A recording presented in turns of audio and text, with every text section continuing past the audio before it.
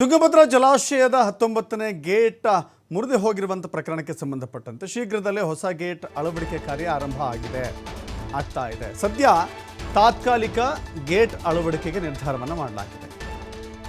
Gate ಅಳವಡಿಸದೆ ಹೋದರೆ ಜಲಾಶಯದಲ್ಲಿರುವಂಥ ನೀರು ಖಾಲಿಯಾಗುತ್ತೆ. ಹೀಗಾಗಿ ಖಾಲಿಯಾಗುವ ಮೊದಲೇ ತಾತ್ಕಾಲಿಕ ಗೇಟನ್ನು ಅಳವಡಿಸಿ ಆ ನೀರನ್ನು ಉಳಿಸುವಂಥ ಪ್ರಯತ್ನ ಆಗುತ್ತೆ.